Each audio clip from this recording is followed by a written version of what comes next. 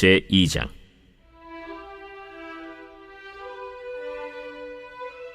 그 후에 아하수에로 왕의 노가 그침에 와스디와 그가 행한 일과 그에 대하여 내린 조서를 생각하거늘 왕의 측근 신하들이 아뢰되, 왕은 왕을 위하여 아리따운 처녀들을 구하게 하시되 전국 각 지방의 관리를 명령하여 아리따운 처녀를 다 도성 수산으로 모아 후궁으로 들여 궁녀를 주관하는 내시 해계의 손에 맡겨 그 몸을 정결하게 하는 물품을 주게 하시고 왕의 눈에 아름다운 처녀를 와스디 대신 왕으로 삼으소서.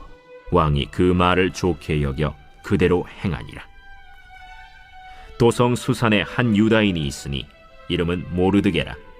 그는 베냐민 자손이니 기스의 증손이요 시므이의 손자요 야일의 아들이라. 전에 바벨론 왕 느부갓네살이 예루살렘에서 유다 왕 여고냐와 백성을 사로잡아 갈 때에 모르드게도 함께 사로잡혔더라. 그의 삼촌의 딸 하다사 곧 에스더는 부모가 없었으나 용모가 곱고 아리따운 처녀라. 그의 부모가 죽은 후에 모르드게가 자기 딸같이 양육하더라. 왕의 조서와 명령이 반포되매 처녀들이 도성 수산에 많이 모여 해계의 수하에 나아갈 때 에스더도 왕궁으로 이끌려가서 궁녀를 주관하는 해계의 수하에 속하니 해계가 이 처녀를 좋게 보고 은혜를 베풀어 몸을 정결하게 할 물품과 일용품을 곧 주며 또 왕궁에서 의뢰주는 7 궁녀를 주고 에스더와 그 궁녀들을 후궁 아름다운 처소로 옮기더라. 에스더가 자기의 민족과 종족을 말하지 아니하니 이는 모르드게가 명령하여 말하지 말라 하였습니다. 모르드게가 날마다 후궁 뜰 앞으로 왕래하며 에스더의 안부와 어떻게 될지를 알고자 하였더라. 이제 이번 주 큐티 본문은 에스더서인데요. 이 에스더서는 여러분들 잘 아시는 것처럼 하나님이란 단어가 전혀 나오지 않습니다. 하지만 하나님을 강하게 느끼게 하는 책입니다. 그러니까 여러분, 우리가 일상에서 하나님을 경험하는 게 어렵지만 이 일상에서 우리가 하나님의 손길을 충분히 느낄 수 있지 않습니까? 자, 그런 어떤 맥락에서 이 에스더서는 굉장히 우리에게 주는 힘이 강한 책인데요. 여러분, 이제 이 에스더서를 보면서는 하나님의 섭리에 대해서 참 많이 느끼게 됩니다. 이 섭리를 정의해 보자면요, 별개의 사건들이 희한하게 만나서 역사가 이루어지는 거예요. 왕의 궁중에서 벌어지는 일과 에스더와 모르드게의 일, 전혀 별개의 사건이었는데 이것들이 교차점이 생기고 여기서 하나님의 역사가 벌어지는 것이죠. 자, 그런 일들을 볼 수 있는데요. 2장 1절에 보시면은 그 후에 아하수에로 왕의 노가 그침에 와스디와 그가 행한 일과 그에 대하여 내린 조서를 생각하거늘.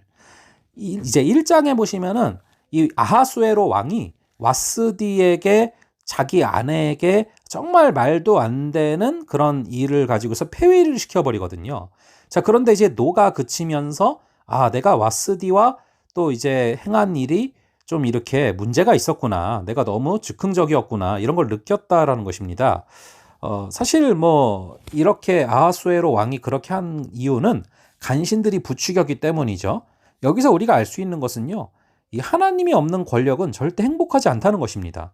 아내조차도 자기가 지키지 못하고 이렇게 간신들의 말을 듣고 폐위시키고 하지 않습니까? 자, 그런데 그랬던 아하수에로가 노가 그쳤고요. 내가 행동을 잘못했던 거 아닐까, 뭐 이렇게 어떻게 보면 좀 겸손해져요. 이렇게 된 이유가 뭘까요?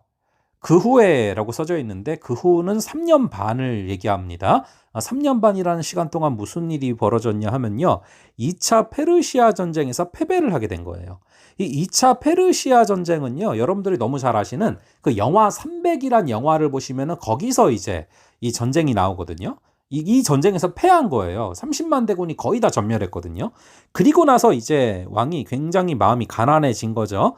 자, 그래서 아내가 있었다면 참 위로를 해줬을 텐데 이렇게 뒤늦은 후회를 하고 있는 겁니다. 근데 이제 그렇게 되면 안 되잖아요. 그렇게 됐다가는 이제 신하들이, 부추겼던 신하들이 자기들이 피해를 입을 것 같으니까 어떻게 대처합니까? 2절에 보면은 왕의 측근 신하들이 아뢰되 왕은 왕을 위하여서 아리따운 처녀들을 구하게 하시되 전국 각 지방의 관리를 명령하여 아리따운 처녀들을 다 도성 수산으로 모아 후궁으로 들여 궁녀를 주관하는 내시 해계의 손에 맡겨 그 몸을 정결하게 하는 물품을 주게 하시고 왕의 눈에 아름다운 처녀를 와스디 대신에 왕후로 삼으소서 하니 왕이 그 말을 좋게 여겨 그대로 행하니라. 자, 여러분, 이게요, 말이 안 되는 일이 지금 벌어진 거예요. 이 신하들이 급했는지 왕후인데 아무나 이렇게 데려올 수 없는 자리거든요. 그런데 이제 지금 이 와스디를 어쨌든 다시 즉위시키면 안 되니까 그 상황 가운데서 묘수를 낸 것이 전국 각 지방의 관리를 명령해서 아리따운 처녀들을 다 모아서 거기서 이제 어떤 콘테스트를 하자 이거죠. 여러분, 에스더는요, 사실 집안이 좋지 않았어요. 가문이 이렇게 좋지 않단 말이죠.